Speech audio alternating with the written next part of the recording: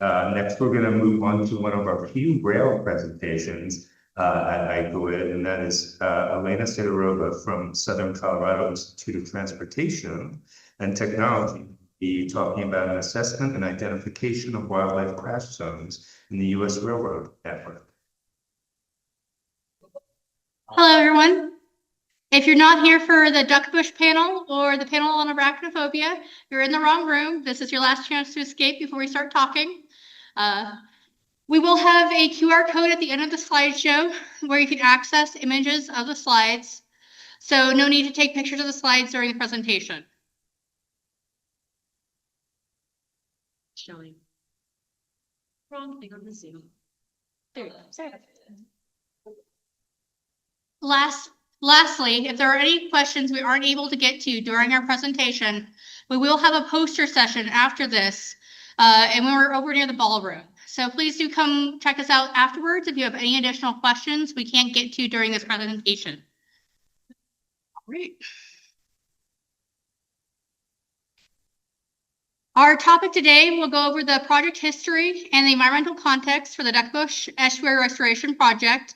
We'll talk about our environmentally adapted transportation design, the challenges and opportunities we found at the intersection of ecology and transportation, and the policy, process, and lessons learned we took out of this project. First up, let's introduce our panelists. I'm Grace Amundsen Barnkow. I'm a professional engineer and I have a master's in public administration. I am also a project engineer at WSDOT, where I lead the tumwater design office. Mark?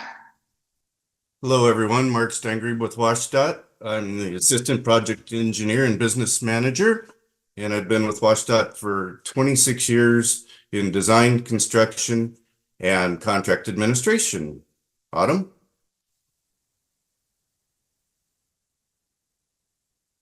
Hello, everyone. I'm Autumn Cruz. I'm an engineer at WSDOT in Olympic Region. I have a bachelor's of science in engineering, civil engineering and sustainability from Oregon State, and I've been with WSDOT in Duckabush since 2022.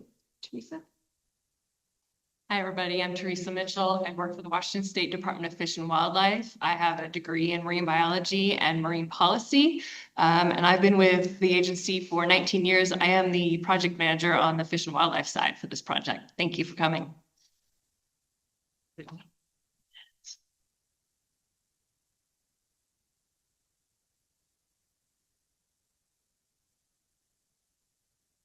All right, so first of all, we are in a very large room with a very tiny screen, and we have some really cool pictures. So everybody behind like the last column there, I would strongly encourage you to move up and fill in so we don't feel so lonely up here. But if you're gonna stay back there, I guess get your cheaters on and then you can see better.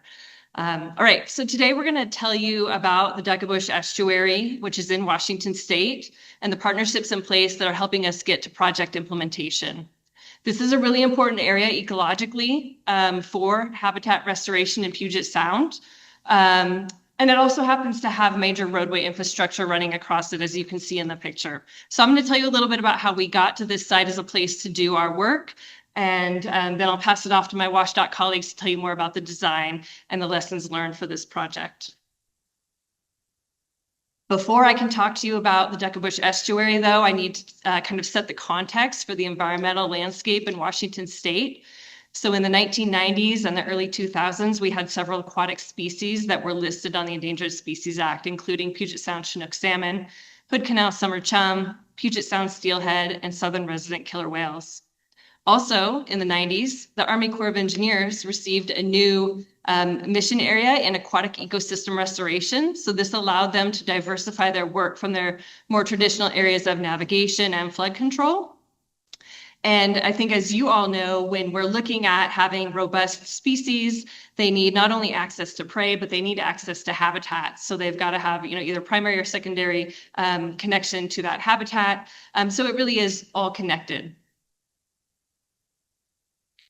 So in 1999, the State Department of Fish and Wildlife in Washington decided to partner with the Army Corps of Engineers under their new Aquatic Ecosystem Restoration Mission Area. And our goal at the state was to bring a new source of federal funding to help us restore the health of Puget Sound. And we did that by identifying the problems and opportunities in the Puget Sound nearshore zone across the 2,500 miles of shoreline that are saltwater interface, the saltwater shoreline of Washington State. We call that project the Puget Sound Nearshore Ecosystem Restoration Project, or PSNER.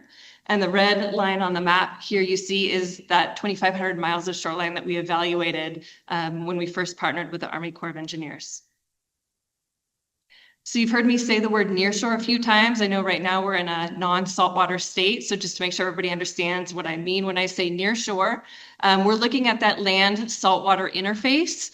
And for the bounds of our work, we're looking upland to the top of coastal bluffs and hills, upstream, upriver to the extent of tidal influence. So in the larger river watersheds, this could be many miles upstream. And looking down out into the saltwater to the depth of the photic zone. So in Washington State, that's about 10 meters depth. So it really is this narrow band that span that whole 2,500 miles of shoreline in the red that you saw in the previous slide. So estuaries are part of that nearshore zone. And estuaries occur not only where the land meets the saltwater, but you also have to have a freshwater input. So it's this really robust, dynamic area with a lot of crisscrossing channels, a variety of species and habitats. You have a gradient, if you will, of not only elevation as you transition from higher elevation into the saltwater, but that elevation also supports different plant assemblages. So it's a very diverse area when it is functioning well. And this area is also very important to many of our salmon species. So they come out of the river, the freshwater river, very small, and they move out into the estuaries. And these are areas where they hang out in all of the nooks and crannies and the side channels, and they can get really big and strong before they go out into the saltwater. They are also going through a very intense physiological transition as they adapt from their freshwater environment to the saltwater environment. So through the work of the Puget Sound Nearshore Ecosystem Restoration Project, as we evaluated those 2,500 miles of shoreline, we discovered that over half of the estuarine habitat in Puget Sound has been lost since the late 1800s through development and competing land uses. So when we look at restoring estuarine habitat, one, we can't really create it elsewhere. It has to be in these locations where you have the saltwater and the freshwater interface. I mean, I guess we could reroute rivers. We've tried that before and it doesn't work so well. But our opportunities are fairly limited. So in this image, you can see a picture of the Puyallup River in Tacoma, Washington. It is also where the Port of Tacoma is located. The opportunities to restore here are much different than on the first slide I showed you, where we have very few competing land uses and a much smaller watershed that we're working with. One of the other things we evaluated through the PSNER program was the proximity of roads to the shoreline. And if you're not familiar with the Puget Sound geology and geography, it's a glacially carved area. So we have very steep mountains that lead to very steep water bodies, deep water bodies. And then the shorelines are generally fairly flat. And this is where we see a lot of our infrastructure located because it's the path of least resistance. You have roads, railroads, and pipelines all generally concentrated in these shorelines. One example of this that really highlights this intersection is on the western shore of Hood Canal. You can see in the red line on the map is US 101, and it hugs that shoreline along Hood Canal fairly closely for an extensive period of time. And it also crosses several river estuaries. So all those green circles are estuaries along the western shore of Hood Canal. And the Duckabush project is the one with the gold star.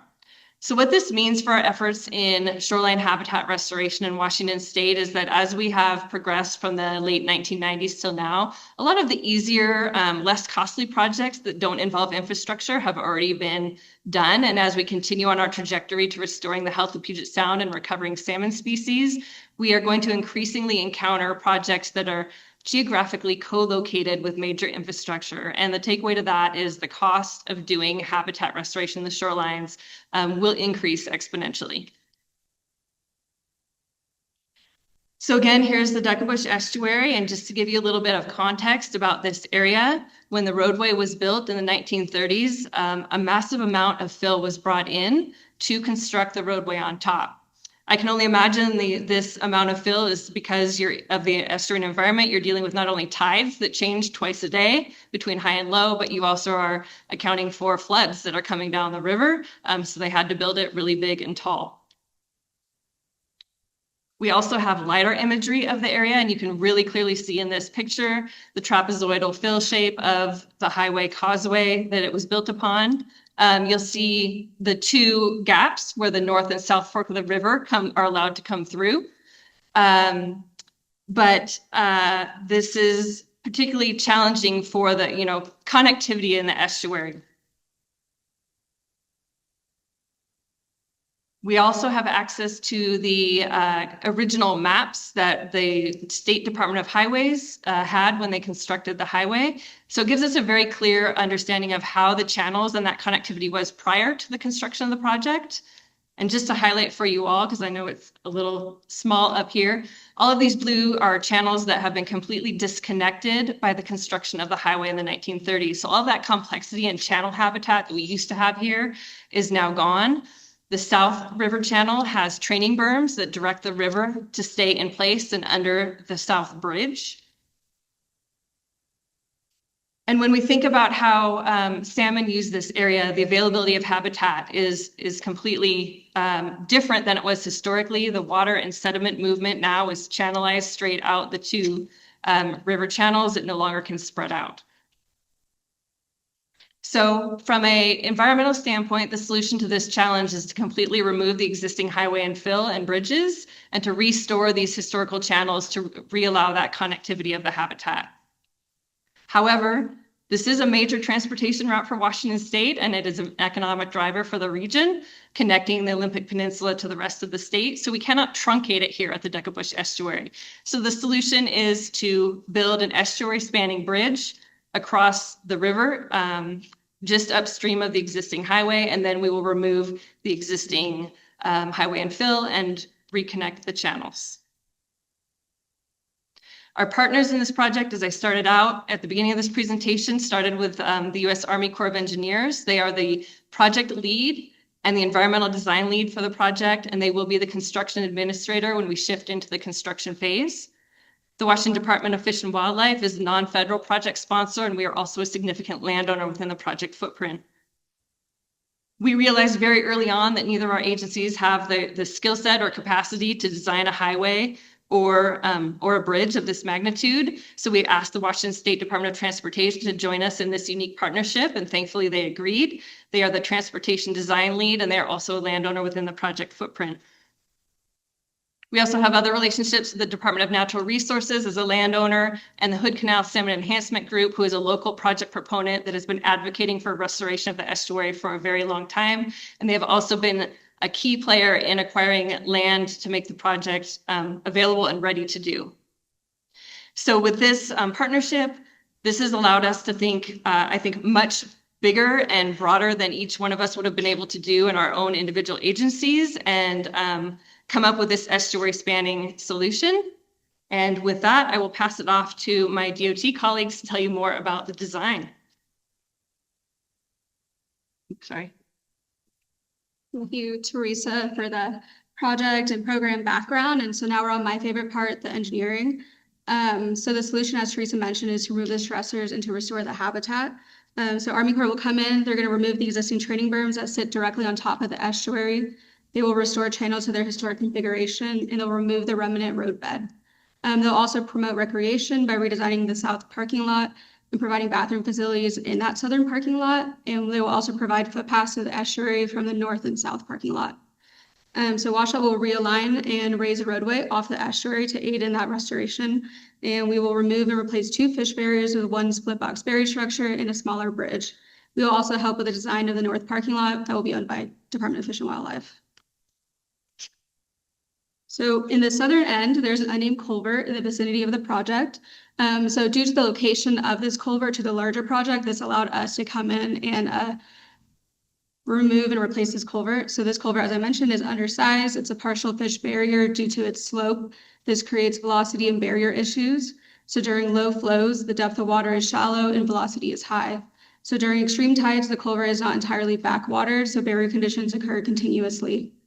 All of this structures and crossings I mentioned today were designed for some climate resilience considerations in mind. So the culverts here are designed with a freeboard and minimum hydraulic opening to meet climate resilience. So this will allow for the channel to behave similarly through the structure during the projected 2080 100-year flood event.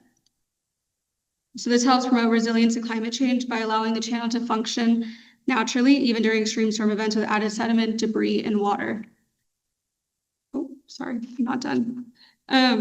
So removing or replacing this structure will provide approximately 3,000 linear feet of habitat gain. The proposed stream design for this crossing will increase connectivity to the channel upstream, and the design includes small steps and resting areas. The observed existing channel slope was at 14%, and this was reduced to 10% to increase passability. In the north end, we have a pipe culvert that crosses what we call Pettigene Creek, and this is a tidally influenced crossing. Back in 2017, Department of Fish and Wildlife did a study and found the culvert met fish passage depth and velocity requirements. It was not a barrier. However, this culvert is 3 feet diameter, so as you can imagine, pretty small. WSDOT is instead proposing an 81-foot long and 42-foot wide bridge, so much larger than a 3-foot culvert. And this removing or replacing this structure will provide 3,000 linear feet of habitat gain as well. As I mentioned previously, this was also designed for those climate resilience considerations in mind. The stream restoration features at this location are pretty simplistic due to the estuary and tidally influenced nature of the crossing. And the WSDOT standard stream bed sediment mix was used as it is coarser than the observed material downstream. And scour is a concern at this location, so we designed a buried rock revetment to prevent shaft degradation. So if anyone's familiar with this location or gets a chance to drive out here, these are the 2 bridges you would see today. So the one with the arch is 168 feet and the one without an arch is 121 feet. And both of these bridges were built in 1934. And so we are proposing a 1,613-foot larger bridge that fully spans the estuary to allow for dynamic river movement and restoration of the estuary by Army Corps. So this new bridge will meet current and projected traffic needs. And once the proposed bridge is built and traffic is moved over, we'll allow Army Corps to restore the channels and remove the training berms. So the footprint of this estuary bridge was greatly reduced by using an unusual splice girder bridge design. This extended the girders up to 135 feet and reduced piers from 11 to 9. And this allows for the channel to behave more naturally. I don't know how many people are familiar with how we transport these girders in, but 135 feet was a practical maximum. If you're unfamiliar, they take the whole 135 feet on a semi and drive it out there. So I don't think any of us want to drive with that on our car. And so this crossing was also designed for those like freeboard climate resilience considerations. At this location, the shafts were designed for scour considerations and modern earthquake standards. So as part of our coordination with local co-owners, the proposed estuary bridge will have public art on the bridge railing. The art proposed for the project is inspired by traditional Native American Tawana culture. In the native Tawana language, the word Duckabush means place of the crooked-jawed salmon, and the selected design is a geometric representation of salmon gills used in Tawana basketry. There's also an existing county road within the vicinity of this project, and this road has to be elevated and realigned to the north to get drivers up to the proposed elevation of the new US 101 and meet safe site distance requirements. So this new Duckabush road will be 10 feet above the existing. WSDOT completed analysis of projected future traffic volumes that indicated a left turn pocket off the new estuary bridge was warranted, and this was strongly expressed by the local community as a need they were really looking forward to, so we're happy we can accommodate that for them. And you see this small like gray area on your screen, that's the north parking lot as we call it, and so this repurposes the existing Duckabush Road alignment for a small parking lot to promote recreational access to the estuary. So this north parking lot was designed by WSDOT and it will be owned and maintained by Department of Fish and Wildlife. This parking lot will also include a foot trail designed by Army Corps down to the estuary floor for recreational purposes. We will also include large boulders placed along the side to discourage cars from driving into the estuary.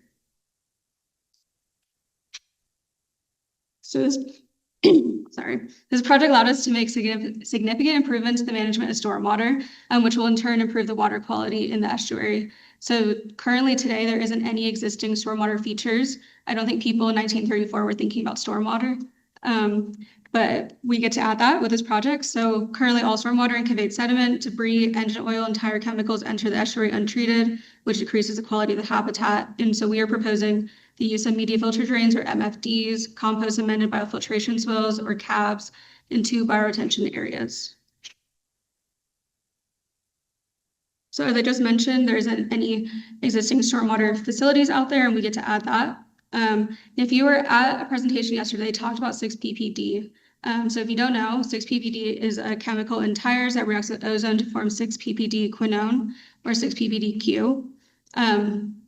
This has been found to be toxic to coho salmon, and if you're familiar, coho salmon is really important to Washington, and we have quite a bit of those. We want to keep having quite a bit of those. But this causes widespread die-offs in urban streams after rainfall. So this really emphasizes the need for treatment in this area. So 6-PPDQ is thought to bond to soil. Therefore, the current best practice is to use stormwater facilities that filter and settle sediment or allow water to seep into the soil as the best potential treatment methods. Another treatment method they are telling us we should use is facilities with compost, and all of the stormwater features you hear today incorporate compost. So stormwater at this site is conveyed with pipes and catch basins to the various treatment facilities in the project. So we'll have media filter drains that are placed along the roadway embankment. These have an effective lifespan of 25 years. The materials include compost, media filter drain seeding mix, geotextile, and crushed surfacing base course. And these work to remove suspended solids and metals from the highway runoff through physical straining, ion exchange, carbonic precipitation, and biofiltration. And that's the cross-section you're seeing now. And next we have compost amended biofiltration swales or CABs. We have one of these located in the south, and what you're seeing now is a cross-section of a bioswale. And so the materials include flow spreader, compost, and topsoil. And there's the flow spreader. So the shallow concentrated flows within the system allows for the filtration of stormwater by plant stems and leaves. Some potential secondary treatment that could take place is biological uptake, biotransformation, sorption, and ion exchange. And now this is a bioretention facility. So we'll have 2 of these, and they have an effective lifespan of 5 to 20 years. And the materials include compost, bioretention soil mix, quarry spalls with slow flow velocity, under drain pipe, and overflow structure. These are shallow landscape depressions with a design soil mix for local climate. And I will hand it off to Mark to discuss balancing ecology and transportation priorities as well as construction considerations. All right. So as this project is primarily for the purpose of estuary restoration with the transportation component, we had to think a little differently than we normally do at WSDOT. So we got together and we combined and leveraged the expertise from multiple fields, engineering, ecology, wildlife management, co-managers, to enhance project outcomes and maximize the restoration of the estuary. Normally, limited funding for fish passage type projects in Washington state often means that the goal is efficiently. Most crossings are fixed to the minimum allowable standards for the least time and cost. In contrast, this project goes well beyond the minimum permitting or fish passage requirements. Early on, we chose not to include dedicated ped or bike access on the bridge. Instead, we opted for wider shoulders, given the rural location of the project and the ecological sensitivity of the widening for the peds and bridge would add shade, extra piers, and larger bridge supports. Next. So throughout the process, we were always trying to think of ways to minimize the impacts to the estuary when we were building the new bridge. So the priorities here with transportation and ecology were woven together throughout the designs.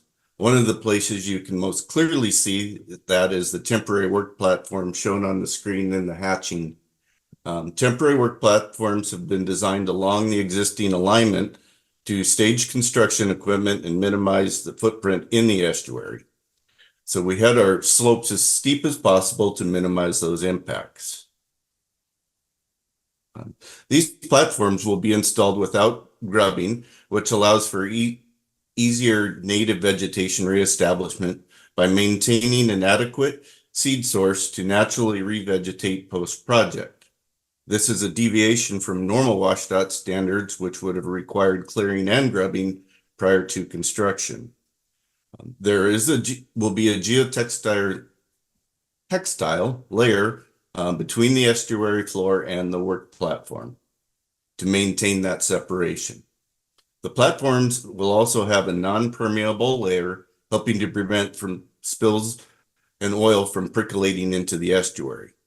They will be constructed at an elevation of 14.5 feet for a 100-year flood condition. So one of the toughest parts about this was to keep traffic moving throughout the life of the project. Highway 101 out in this area is all by itself with no good detour routes around. So we had to think about things and how we could keep traffic moving at all time. So utilities are currently being relocated to temporary off of the road prior to add, and then final configuration, all of the utilities will be placed under the new estuary bridge. As part of the transportation priorities for the project, one of the challenges was, like I had mentioned, was finding a way to maintain traffic throughout construction. This is accomplished by constructing the main bridge offline, then constructing the connections and other structure replacements with short duration and single lane closures. Construction will start with site prep and construction of the temporary work platform adjacent to the current alignment, which includes site prep in the estuary. And then construction of the approaches on either end of the bridge, culvert replacement, and Duckabush Road intersection. Channel reconnection and topography restoration will be ongoing throughout the life of the project. And then at the very end, we will be removing the existing highway and the temporary work platforms. So Washington's salmon and steelhead and other fisheries are managed cooperatively in a unique government-to-government relationship. One government is the state of Washington, and the other are Indian nations whose rights were reserved in treaties signed with the federal government in the 1850s. Today, WDFW, WSDOT, and the tribes work together as co-managers to conserve and sustainably manage fish populations to provide opportunities for recreational, commercial, and ceremonial and subsistence harvest. This area has a considerable importance to local tribes for their culture, especially relating to the shellfish. The low barrier access is a priority so that the youth and tribal elders can participate in the customs. Accommodating that involved including permanent access to the tidelands from the south parking lot in the permanent configuration. Temporary access during construction will be provided via shuttles and temporary work platform. As there usually is up to 40 cars that park alongside of the highway during the shellfish harvest. We made accommodations for pedestrian management in the work zone and blocked out special tribal harvesting dates based on tides and ongoing coordination as a special event in the construction specifications. Grace? We designed this project with coastal resiliency, fish passage, and environmental connectivity in mind from the beginning. And that brought us to some different solutions on this project than we would normally hear about on a WSDOT project. And you've heard about those a little bit already earlier in this presentation. But one of the most striking examples is the alignment of the bridge itself.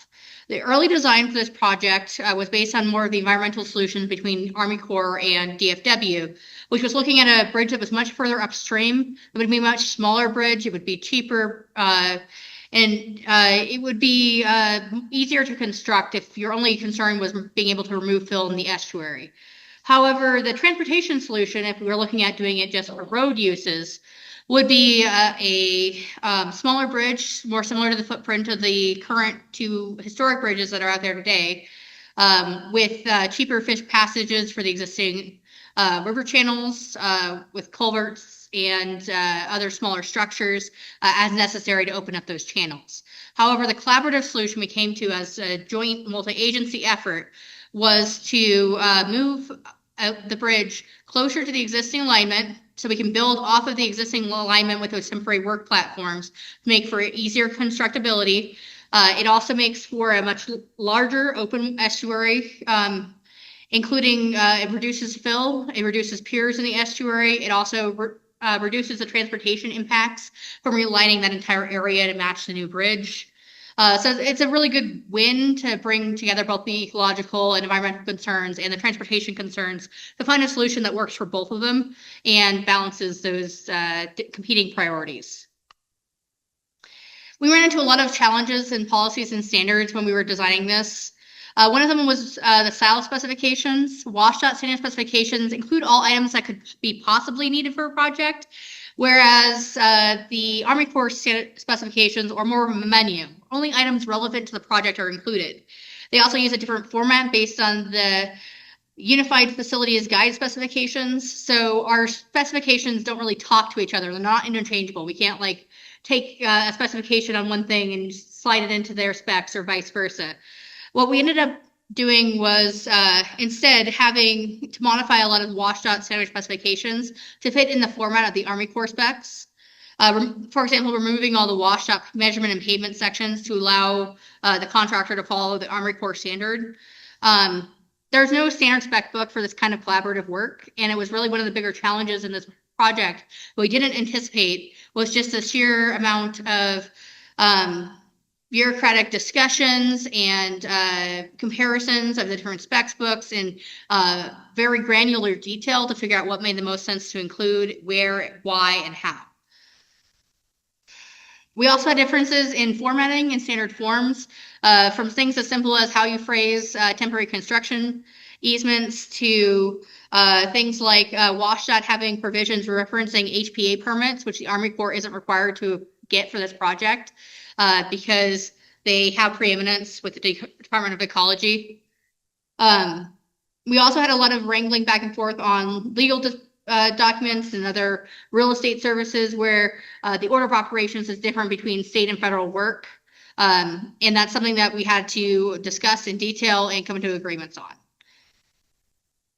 We also had some challenges with internal policies. Sometimes our manuals assume that the drive is regulatory and permitting, and there can be some pushback to doing something that isn't the most cost-efficient solution from a transportation perspective.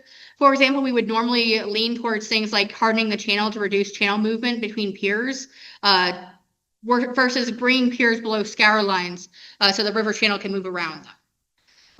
So we often had to do mandatory additional reviews for those kind of non-standard forms, products, design decisions, and sometimes multi-agency reviews where the Army Corps standard and the WSDOT standard, neither of them were particularly good fits for the project. So we had to come up with a new solution.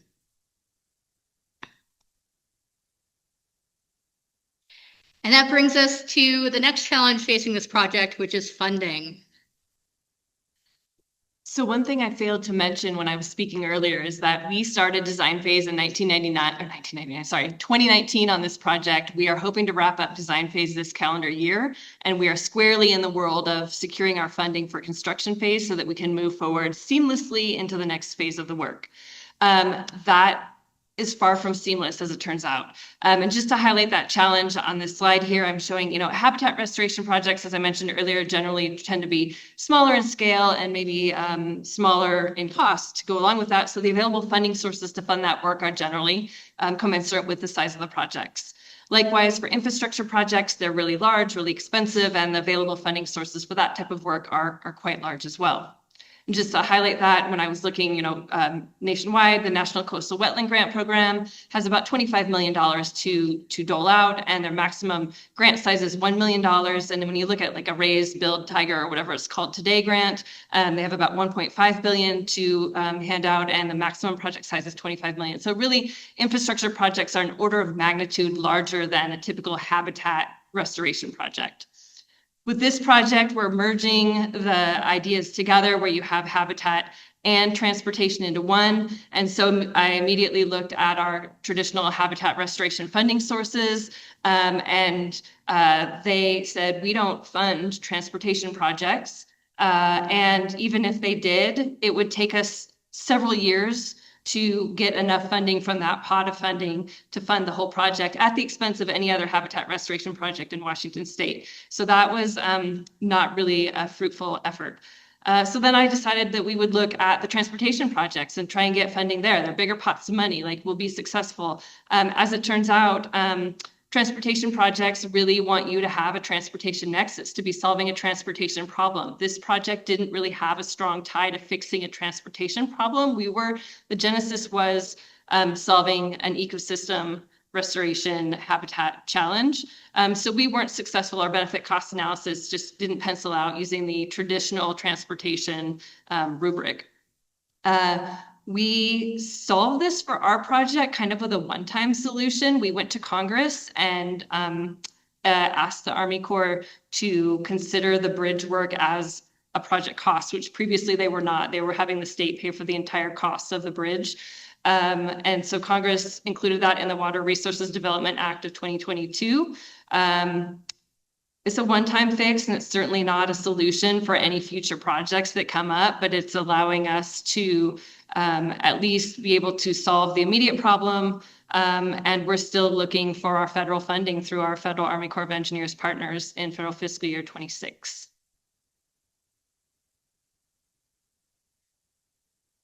In a lot of ways, this project was a pilot project for how to work with the Army Corps. If you think you're partnering with the Army Corps for a project like this, you have to anticipate that you're going to have higher costs to that collaboration than you might assume. You have to set a lot of manual specifications, agreements, and forms, choose a style spec to combine spec books. I suggest if this becomes more of an ongoing thing, consider the creation of an interagency task force or policy group to create a framework to streamline this kind of collaboration in the future by resolving interagency policy obstacles and jurisdictional issues up front and in the initial agreements setting up the project. Congressional funding is also a less than ideal process to fund these kind of projects. There's a possibility for benefits from future collaborations, especially in this inner-shore area where we're having a lot of nexus of both transportation and environmental issues, to developing a funding mechanism in the future potentially for these kinds of projects. Because as Theresa has talked about, the current existing funding sources are just not well suited for this kind of project. And we certainly ran into some challenges there and continue to do so as we look for our construction funding. So that brings us to questions. I also have a QR code if you're interested in this slide. And if we run out of time for questions, we're also happy to talk to you all at our poster session right immediately following this presentation.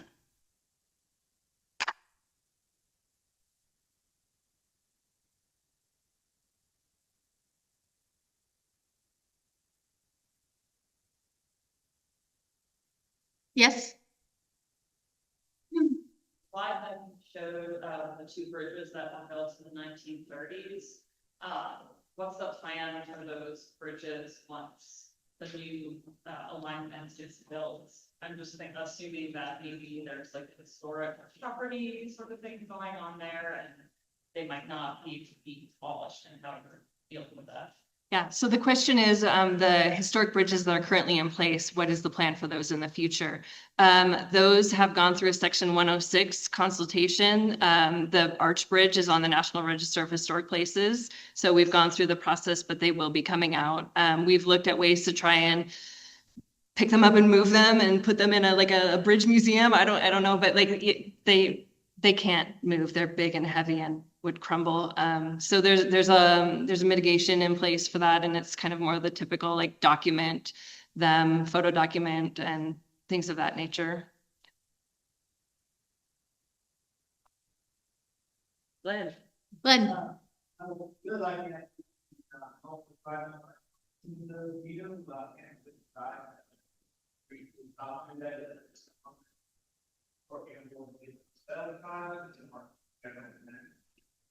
Yes. So the question was, how did we get our input from the tribes for the art, and where did it come from? That is particularly from the Skokomish tribe. So as part of our cultural resources, Section 106 consultation, that was something that was brought up as mitigation for some tribal aspects of the project. And so it's been done by the Washington Department of Transportation in other areas with a heavy tribal influence as well. So we just kind of adapted this project to fit the needs of the tribes in this area.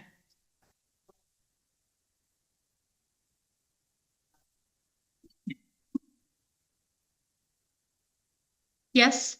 Yeah, I had a question for anyone who watched that, I think, about the temporary work platforms. Yes. What type of build material will be used for? It's gonna be riprap or any kind of builder, and then also, is it in the estuary itself? And would the Corps or NOAA require post-construction contour surveys to make sure all that material is moving? So you got a couple pieces to that question. You're asking about what the materials were used to what we're planning on using to construct the temporary work platforms, and whether we need to do post-project contour mapping to make sure we're restoring that properly. So materials used in this, we're using geotextile for separation directly on the estuary floor with quarry spalls on top and then bedding material close to the surface. So far as contour surveys, because the Army Corps of Engineers is doing the construction administration for this project, that wasn't necessary on this particular project. We are requiring some additional survey requirements from the contractor, but because Army Corps of Engineers is actually supervising the construction work, they are able to do that monitoring during the project. Yes. Just an interrupting question, and I think you just answered it. Corps of Engineers would be doing construction management. Construction in the marine environment, type of influences of the So, have you guys started to investigate kind of activities you're looking at to try to minimize the potential for kind of challenges to come with achieve water? I don't know that I can fully answer your question. I will say, as a federally led project, the Army Corps is responsible for getting all of the permits, and they don't get state and local permits, and they also don't get their own permits. So in a sense, we have a little bit of maybe of an easier time from a permitting standpoint. From a construction design standpoint, we have talked a lot as a project team about how we are going to get a contractor that has the skill set necessary. We expect we'll get a lot of interest from road construction firms that may not have a marine environment, the experience in that world. So we're working to develop the right criteria to make sure we get folks that have that experience. We also have in-water work windows in Washington State to protect migrating juvenile salmonids. And so we will be subject to certain windows where we can't do work. But certainly any contractor that's working on the project is going to have to be aware that the tide comes in and out twice a day. And part of your work area might be underwater. So there might need to be, coffer dams or some type of water exclusion methods that would be contractor developed. It's going to be very, very challenging and complex. We've done projects, and WSDOT has done projects that are bridge replacements, but they can usually barge in and operate from a barge, and it's not deep enough here to do that. So we're really tied to these temporary work platforms and subject to the tides, and then the occasional winter river flooding. Yeah, great. Yeah.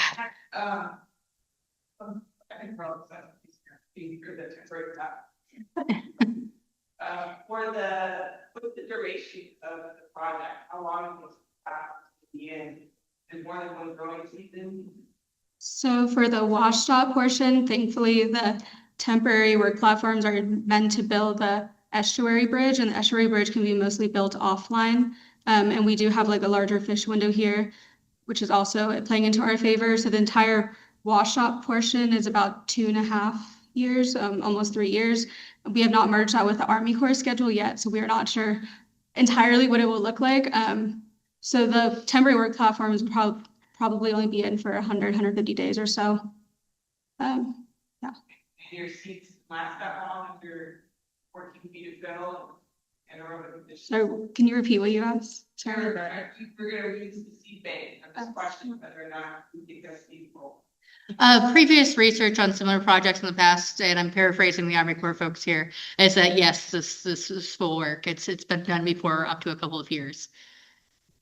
Can I add to that? Of course. So as part of the design that the Army Corps of Engineers is working on, they're doing a revegetation plan as well in the area, but they're treating it more as like a scientific experiment. So they're going to have quadrats, and they're going to have test areas where they're going to just have natural seed source come in, test areas where they do seed itself, some areas where they're going to plant and use it as a really a scientific experiment, which is a little bit outside of the world that the Army Corps usually operates in. So I'm super excited that we have a biologist on the team that's willing to do that. But part of the monitoring and adaptive management will be checking the vegetation growth and adapting as we go. But yeah, the specific desire to try and preserve as much seed source below the temporary work platforms as we can in hopes that things will naturally regrow. But being tidal and riverine, we're going to get a lot of just natural seed movement in the area. Sorry. I wanted to add also that we did have to go through a process with Ecology for the water quality certification in Washington State. And so the quarry spall temporary work platforms will also have an impermeable layer between the quarry spall, and then they'll also be capped with CSBC, and that was at the request of Ecology.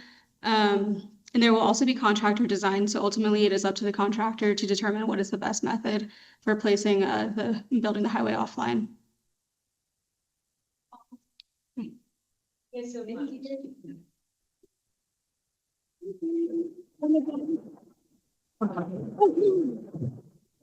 And anyone else with questions, please do come check us out at the poster session. Oh, that's awesome.